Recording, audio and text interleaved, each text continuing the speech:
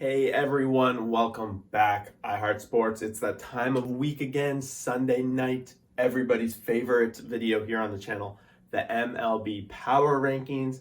We got 2 weeks left, and we're going to be ranking who's at the bottom and looking to move forward next year. And at the top, we got the top row, World Series contenders, who I think's got the best shots really of what's left in the playoff races. All that fun stuff. Before we get into it, please go down there, smash that like button, subscribe to the channel. We do these videos every week, NFL Power Rankings. We do a wild card recap every morning. What's going on around the MLB. Fun stuff always on the channel, so I hope to have you tag along. Otherwise, feel free to join the Discord as well for just ongoing conversations about sports, MLB, NFL, hockey, whatever you want. Starting things off with the same old. We got the Baltimore Orioles sticking in the bottom. And honestly, I don't think we can really talk too much more about it this right now. Their pitching pretty much puts them there. They sometimes get leads and they just constantly blow them. Number 29, Arizona Diamondbacks, same kind of story on the other side of the league. The only thing I kind of give them the edge on is their pitching. They overall have more to work with, and I just think, given the divisions, Baltimore just gets beat around so much more. At least the Diamondbacks have the Rockies in the division to bring them back down to earth a little bit more. Number 28, Texas Rangers, not a whole lot going for them.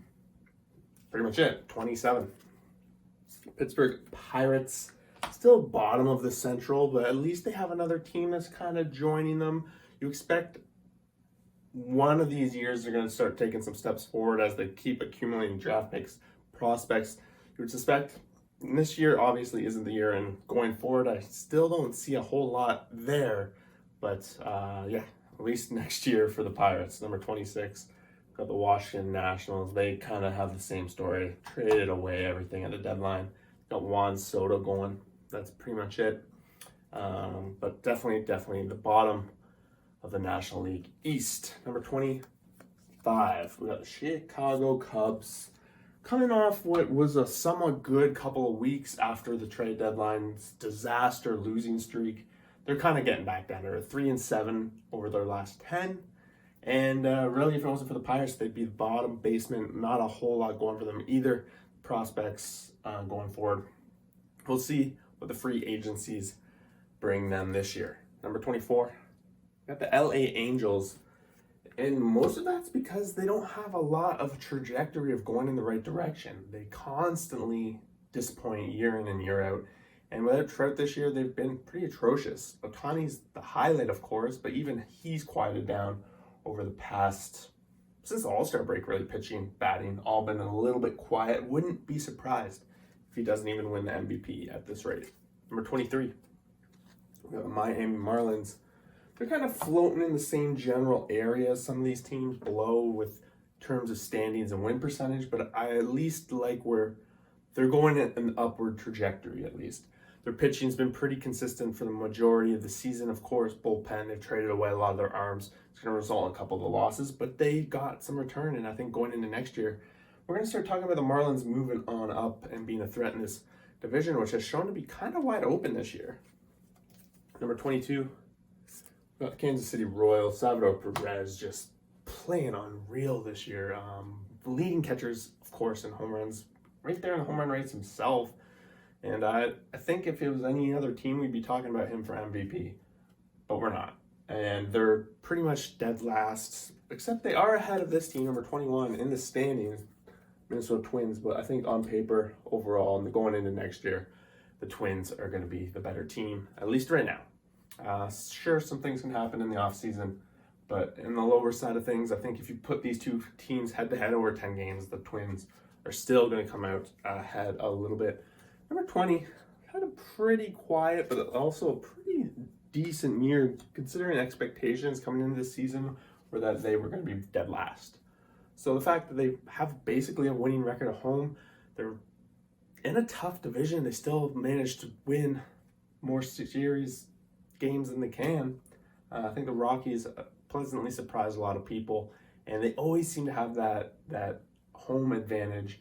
And the run differential shows this year. It wasn't too much against them compared to some of these teams below them. I think 19 is pretty good. It's tough to say where they go next year, though. Number 19, the Tigers. The Tigers have basically flirted between 19, 20, or 19, 18, 17, between this part of the rows for like weeks now, and there's not much else to say. They played pretty good this week. They spoiled Tampa Bay. Again, they haven't played meaningful baseball for a long time, so it's hard to say if they were in a playoff hunt, how would they react? Or would they crash under the pressure, et cetera, et cetera. With no pressure, the pitching's been good, the hitting's been good. It'll be interesting what step they take going forward next year. Number 18, kind of like an opposite of what the Tigers were about. They're kind of trajectorying down. Pretty much a disappointment year for the Mets. I'm going to put them right in the middle, because we don't know how they're going to bounce back in the off season with some of the pitchers coming back. Will DeGrom actually make it back next year? Hard to say, but we expect him to. Noah Syndergaard maybe coming back. Who knows? A lot of question marks around this Mets team. Put them smack dab in the middle of the league. Number 17, the Cleveland Indians. They've been pretty much floating around 500 majority of the season now. But they showed that they still have the fight, and they play good baseball games, definitely against the Yankees over this weekend. And rotation-wise, they were missing their top ace, Bieber, all season long.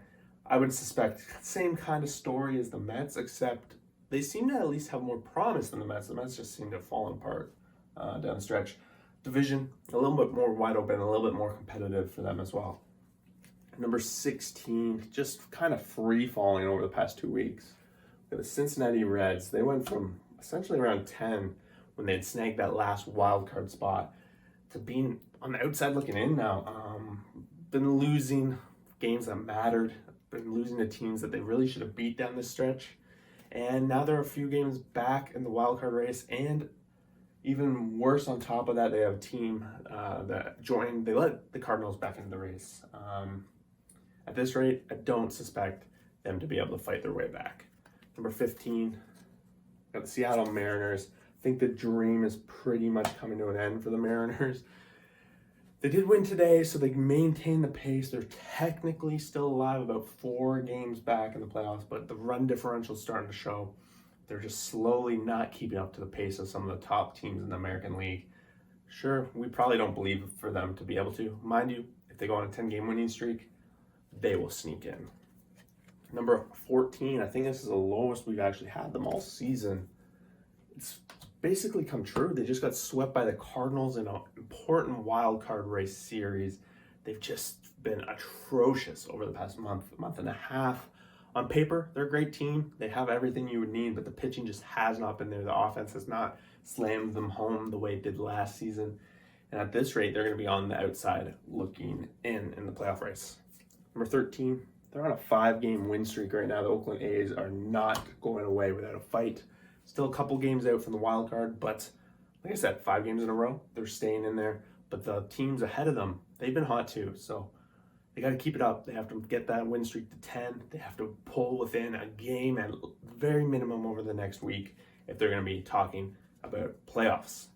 Number 12, they're tied with the Mets right when I'm filming this, and it's a big game because Atlanta has already won today. Either way, I think this is going to be their spot, so I thought I'd film this video. What else can I say? Philly's getting it done right now, picking up wins. They probably shouldn't have put themselves in such a position as they have, but they have the team. And honestly, the division is more up for grabs than the wild card at this rate. So as long as they win these games on the stretch, believe they do at least have one more series with the Braves.